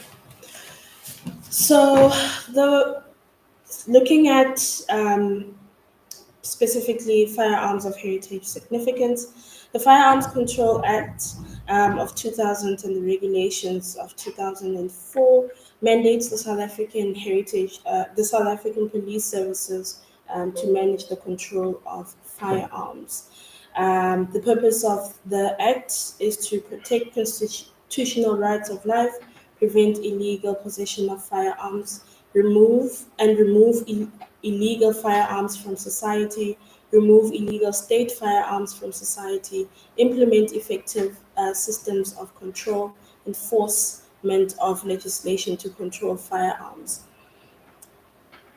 Section 149 of the same Act, as well as Regulation 104 of the same regulations, then basically almost tasks the South African Police Services that they can only destroy firearms with notice from the police registrar and in compliance to the NARA provisions. And just by that trigger, SARA and SAPS are then tied together. And again, that destruction, we often call it alienation, but it speaks to a variety of definitions, such as deactivation as well. But there is a variety in how it's handled. But primarily, that particular section then binds the work of SARA and the SAPS together. So this has led to a formalized agreement between SARA and the SAPS, which currently is under review and outlines roles and responsibilities in terms of procedure for alienation of firearms. And with this then came the firearms control, the firearms guideline. So the firearms guideline basically defines the firearms that are protected and form part of the national estate. It provides practical guidelines for use by SAPS, conservation bodies, and expert examiners. It clearly defines the roles and responsibilities of all stakeholders. And this is the owner, SARA, and also the SAPS, including appointed examiners by SARA. It then also defines and in speaking directly to the protection of firearms of heritage significance, and this is against destruction, deactivation, and exploitation. It sets out a criteria of assessment, which is the image on your right. It also looks at specified categories of firearms. This is quite important to note because it also has direct correlation to the types of firearms that we are looking at, given the pockets of history that firearms allude to, not allude to, but are a signifier of. It speaks to the licensing and compliance with the Central Firearm Registrar. It speaks to inventorying and labeling in a standardized form, including recording on SARS, and it speaks to the procedures around destruction, deactivation, as well as exploitation. Just noting with the image on your left, it does speak of firearms that, in considering firearms that are older than 100 years. It also then considers archaeological objects or firearms that are considered to be archaeological objects that are older than 75 years. But if you consider the overarching theme of some of the regulations within the list of types, if you are also taking into account what Section 3 says, and also the assessment in which the national estate is assessed, then it also spills over into other pockets that relate to relation to former leaders, relation to former activists. It also speaks to areas of intangible heritage as well. So this also may then include a lot more modern or considered modern types of firearms in other instances. So just looking at, sorry about that, just looking at the process itself, ideally, and this is quite ideally, and I'll speak to the challenges in the next slide. So how the process is supposed to work is from SAPS receives firearms through their various processes. One that is quite notable and that one we have been involved in as far as this process is concerned is the amnesty, and which basically means members of the public just coming in and handing over firearms that they would like to deregister or are no longer interested in having in their collection or as owners of those firearms. Sarah is then informed of this request and prepares an assessment for the firearms in 2 rounds, which is both at provincial and national. Sarah then enlists knowledgeable personnel, which is permitted through Section 3210, to assist in the assessment of firearms, considering the firearm guidelines and the category of selection. Firearms of heritage significance are set aside and reported to SARA with recommendations and mitigation actions. The final list of firearms for conservation is shared with museums, and firearms are stored in preparation for museum placement. Again, an ideal situation. Just going back on knowledgeable personnel, this speaks to any person that is identified to, as per SARA's and SARA's view, to be knowledgeable on a subject matter. And this is not only applied when working with firearms, it is a widely applied measure that we use within the heritage objects. And this is primarily because of the diversity of the resources that we work with. And this is, we tap into any available resource and known resource for that matter that we have at our disposal.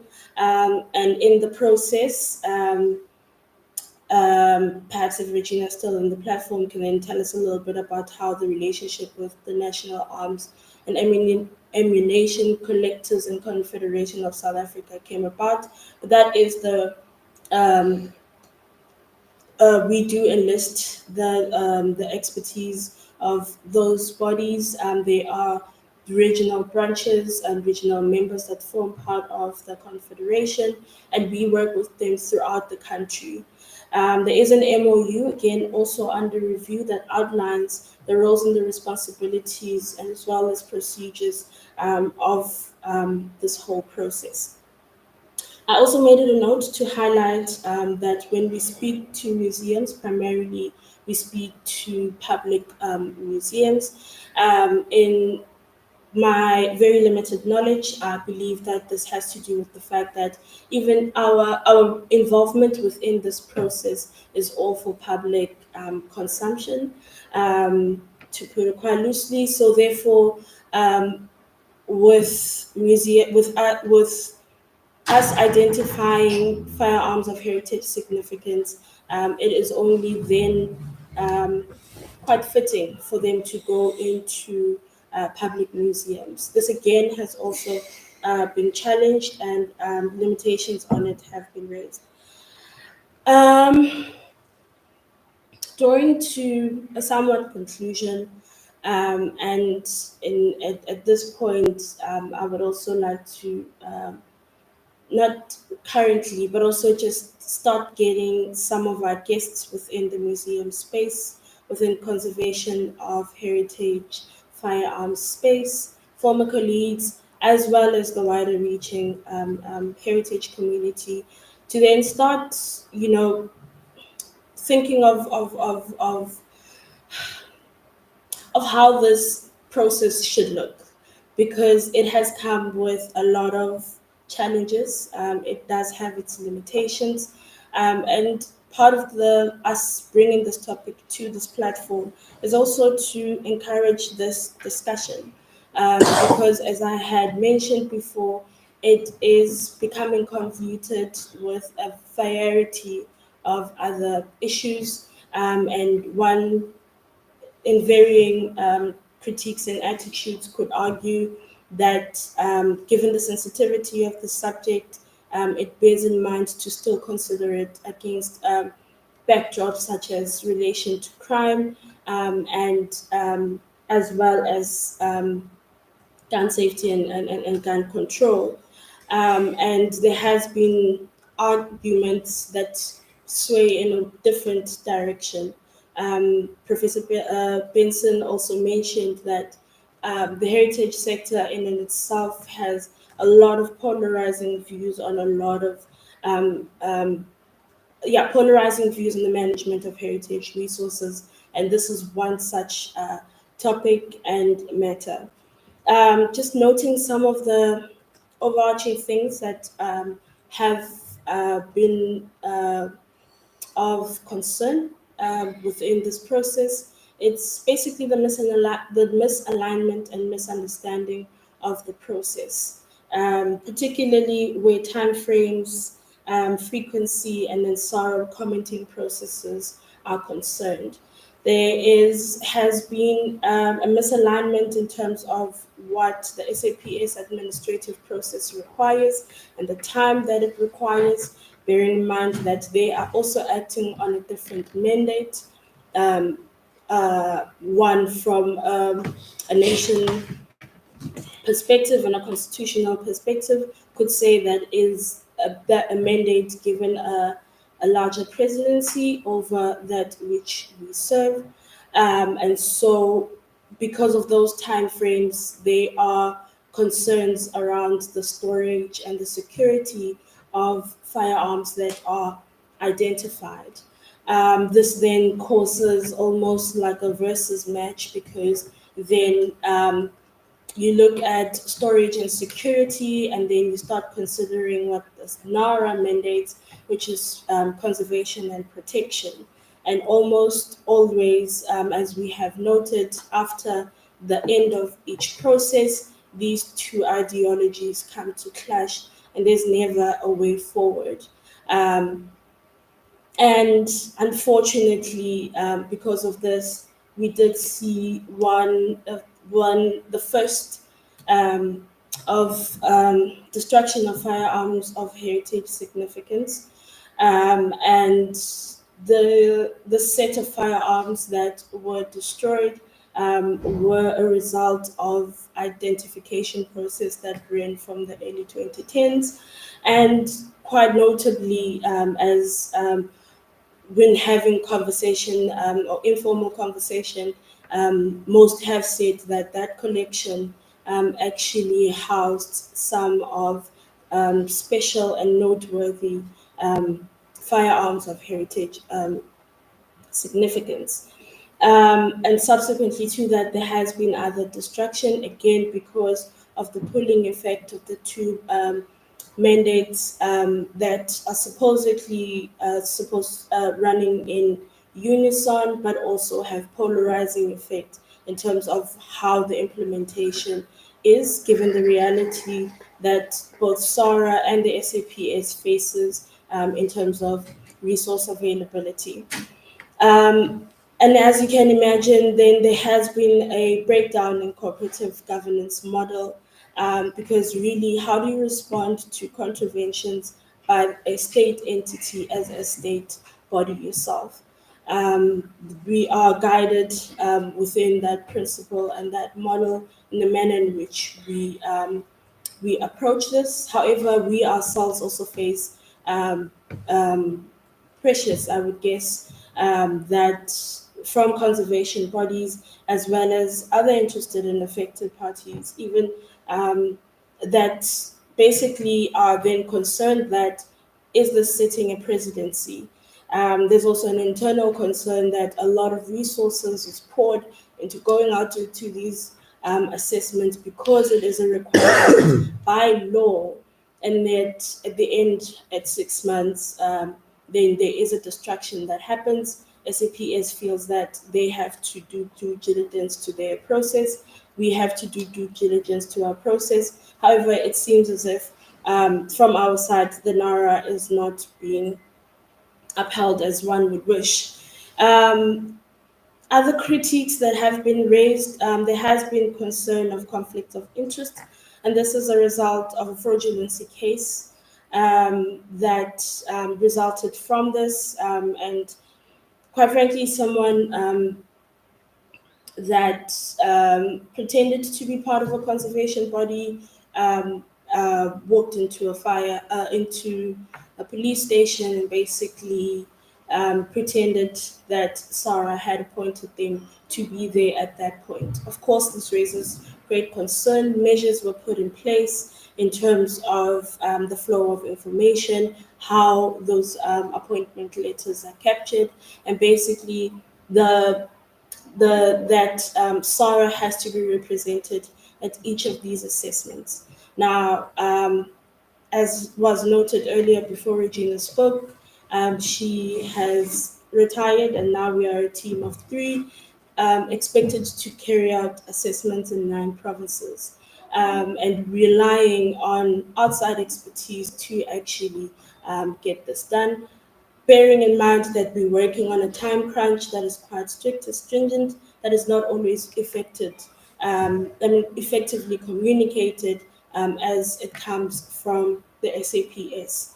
It almost puts us in a very reactive chain as opposed to fully participating in the assessment process and providing due diligence in this matter overall. There has been also critique on the scope of the firearms guideline, where it was noted that perhaps we need to relook at the firearms guideline, relook at some of the formal agreements that we currently have in place, and relook at the critique of the firearms guideline and what we are actually considering as part of the national estate. Should we then expand it? Should it be restricted? Should it be to the realities of the practice in terms of what happens once you have put aside the firearms in respect for preservation? There's also been issues and concerns raised over ownership transfer, because during the amnesty, members of the public are handing them over, which then goes through a delicensing the process, and then but then there's also ballistics and the rest that are shared. That are implemented in processing this, and so therefore it categorizes that particular resource as a firearm. And then once we identify it, that it has a heritage significance, and we identify that, okay, so now that it has heritage significance, it needs to be placed somewhere for public consumption. But there's also the misconception that by us simply identifying that we actually taking ownership. And that is not true. The preservation and the conservation of firearms of heritage significance, as per Section 9, states that it is the onus of the custodian to actually maintain and take care of these firearms. There's also been critique over the involvement of museums, that there is a limitation in the involvement of museums in the process. But also then there is the other portion of it that speaks to long process of application of transfer of ownership, which also goes or falls outside the scope of how fast the SAPS administration works once we have identified firearms within the pool they intend to destruct. And again, leading to the destruction that happened in 2021, conversations that needed to happen with museums did not happen as succinctly as they needed to have at that point. Many of the museums are not deemed compliant to be repositories of firearms of heritage, or firearms in general.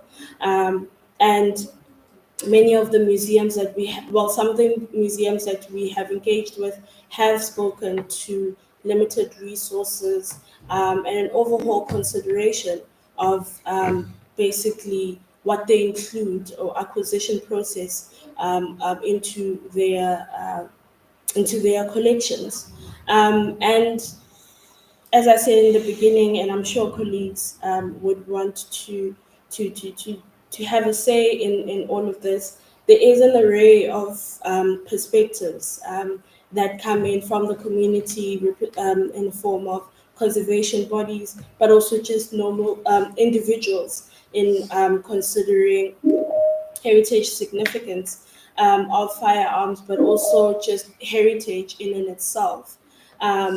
That also there is something to be said about that, but also there is the other aspect of it where there is the police and their mandate and what they need to do at the end of the day.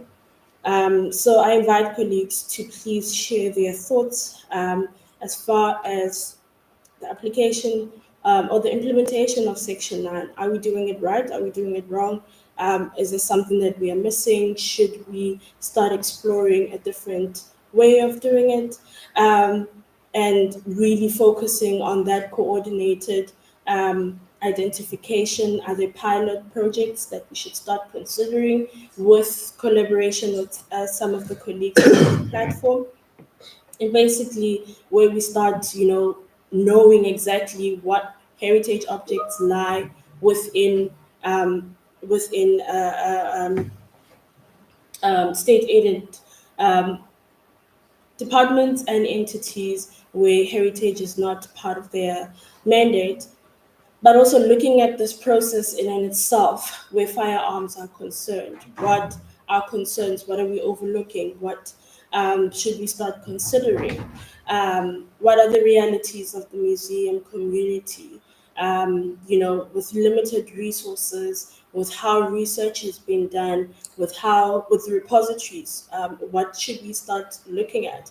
But also from the police services response and the legalities around firearms. What exactly, how should the conversation be driven? These are some of the questions that we ask ourselves because we do have a limited way in which we have been focusing on the matter.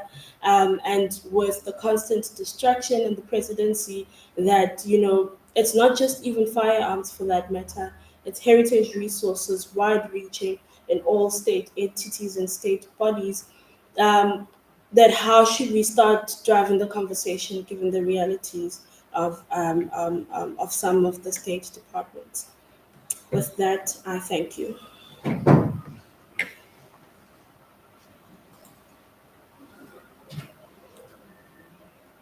Thank you very much, Leomile. And thank you very much, everyone, for participating in today's Heritage webinar on heritage, crime, and compliance. I'd like to give a few minutes for any questions that are being flighted in order to kind of conclude today's lesson, today's webinar. The question that is coming from Cover, are there any heritage restrictions in the NAR in terms of custodianship of heritage objects? Does this also apply to firearms, which are heritage objects? Thank you, Leomile. Are there any restrictions in the NAR in terms of custodians of heritage objects? No. Carvel, in terms of restrictions, are you talking about what can and can be owned by state entities? If you could just elaborate a little bit on that, please.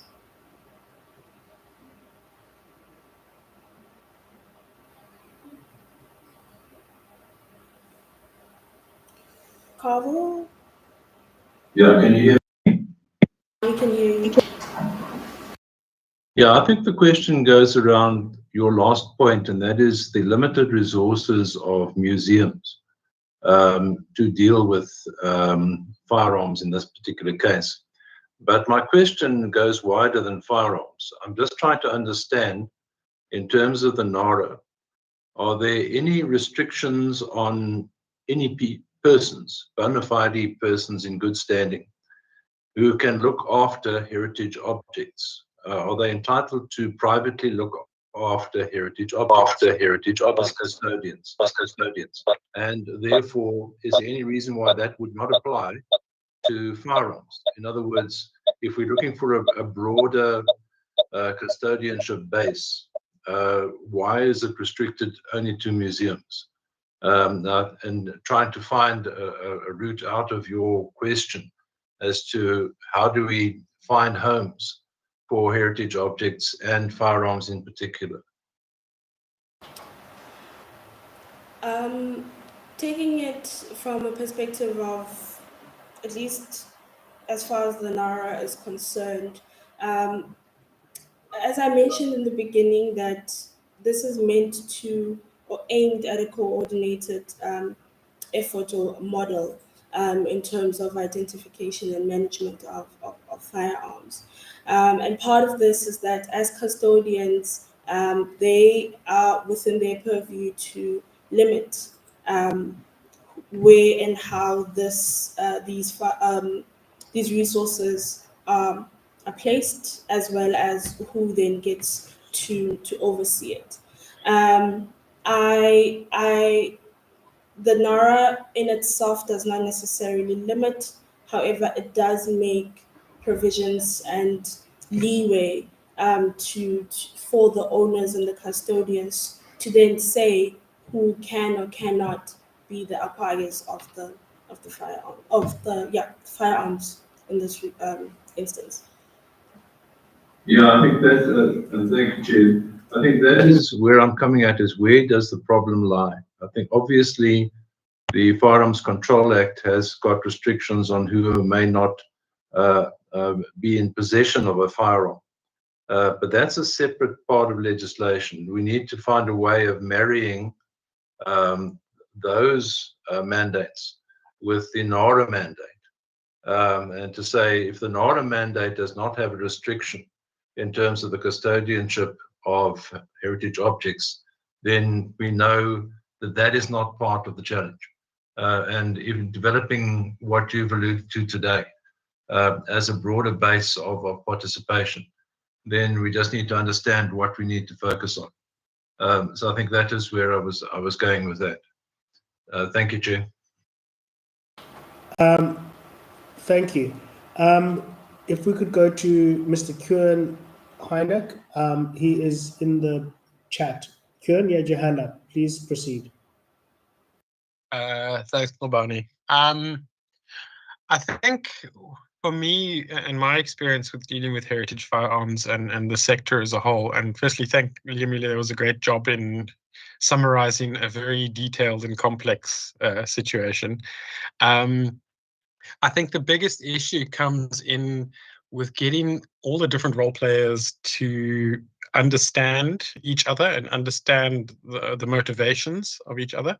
So, SAPs, for example, come with a very different approach to firearms, and the heritage significance and value of them is not really a priority necessarily for them. So, in essence, having them forced to hold significant heritage firearms is an inconvenience for them, really. And it requires that SAPS and SARA and all the other role players are able to actually have a shared platform and a means of communicating with each other so that there is a shared understanding. And that's a very, very difficult thing to do. And they need to understand the sensitivities of each other. I don't really know how one would get around that. I think it requires, unfortunately, a few particularly dedicated people who have that understanding, who are prepared to sort of put their own agenda, not at risk, but put their own agenda to one side for a little while in order to really understand the other parties. So, for example, and I'm picking on SAPS in this case, but not specifically. But for example, SAPS need to understand what the significance and what the heritage value of those things are, and really understand what the purpose is of the NARA and what value those firearms have in South African history. And until they see that, or SARA perhaps needs to understand better what SAPS's mandate is in terms of firearms and crime, etc. But I would be very interested, for example, to see how many heritage firearms have been involved in criminal activities. I mean, there are some that might, but I mean, if you're looking at a muzzle-loaded firearm from the Boer War, odds are not very good that that's going to be used for anything. So, there's a lot of difficulties there. Yeah, I don't really have much in the way of advice or suggestions, but that's just my 2 cents. Thanks. Thank you, Kieran. That was a great contribution. And finally, we'd like to go to Regina, who has a contribution to make. Thank you. Thank you, Chairperson. I think that what Kieran has presented is the ideal. We rely on cooperative governance as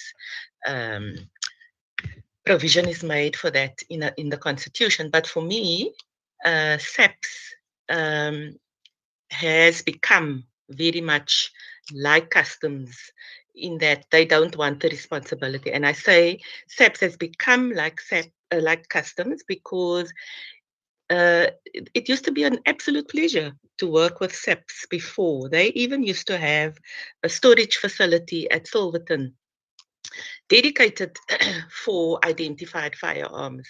And it used to be great to cooperate with the policemen then, here and there, few challenges, but not to the extent to which it has evolved today. And I think that is exacerbated by other challenges that perhaps are not necessary. I can't contribute to a solution either, but hopefully at some point this challenge that we are faced with, is people will decide to have the open conversations and take on responsibilities as the Act makes provision for. Thank you. And best wishes to the Heritage Objects Unit for dealing with this very challenging issue. Oftentimes no support. Thank you. Thank you, Regina. And unfortunately, as a member of the public, I'm sure the Heritage Objects Unit will be soliciting your vast experience in this subject. But on that note, I would like to thank everyone for taking part in this webinar, and also to thank the speakers for their time and also their energy and also the level of expertise and shining a light on a subject that everyone has some level of conjecture and or interest in. And I think to end on a lighter note, I think most of the groundwork has already been done. It's just about stitching it together in order to make a formidable kind of thrust into the preservation and management of our heritage objects, as well as all the other resources.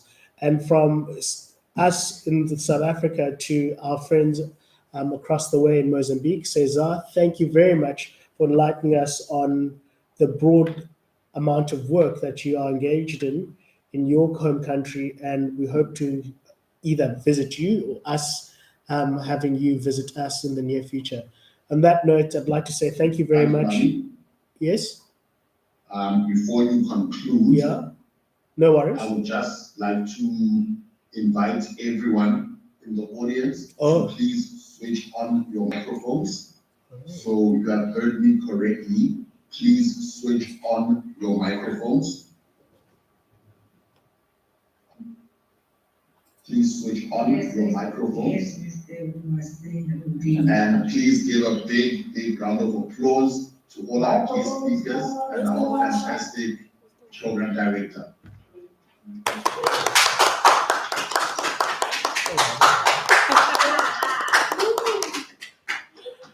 Thank you, everyone. You're welcome, everyone. Okay. Thank you very much, everyone, and have a wonderful week ahead. Thank you. Bye. Thank you. See you tomorrow. Thank you. Bye. Thank you. Thank you.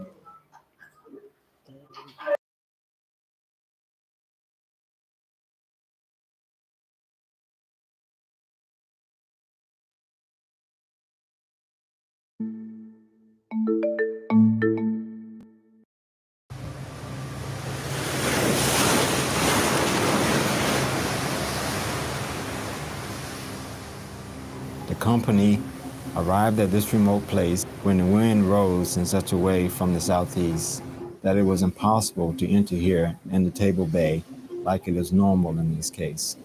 The company, in the greatest anxiety, waited for the arrival of the day, threw the anchor, and found themselves run aground on two rocks. They therefore sent a boat of slaves to the shore, which arrived safely, but because of a dangerous surf, it could not return.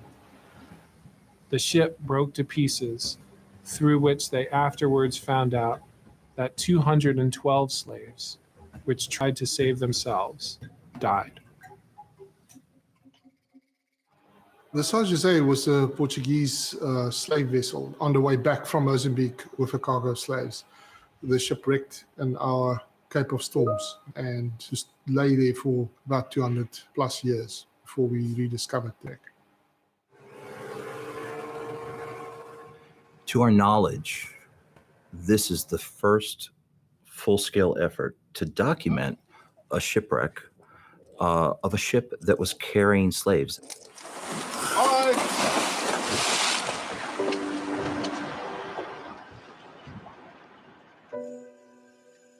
It's so important because it can lead us to a host of information about what happened to those on board. Is important because it also allows us to recover the memories of those who were held as less than human underneath the bowels of the ship. Talking about the Middle Passage has taken on almost mythical proportions. The number of people who were lost, the tragedy in terms of what happened to Africa. We think the São José story is critical, very, very important, critically important to the story of humanity, actually. It really sort of touches anybody's soul. The slave trade is really one of the first and one of the clearest examples. Global considerations have ultimately shaped not only what happened in Africa, but also what happens in the New World. The image that most people have of a shipwreck is that of the Titanic. The vast majority of shipwrecks don't look like that at all. The ship broke up completely, so there's very little that you can see that actually tells you it's a shipwreck. So you've got to look very carefully. There's one or two bits of timber, and then the ballast blocks that we've recovered most of, and mostly sand. To participate in a dive is quite thrilling because when an object is found, you are first-hand there, you get to see where it's found, the context it's in, and you just get to go up on board and say, oh, we found an artifact. What really sort of moved me and gave me a sense of where I actually was and what actually happened at the site was Tara took us around these rocks, and there it was sort of embedded in the seabed, and lodged between these rocks was a huge wooden member. This was my first visual of the São José, where so many people had lost their lives.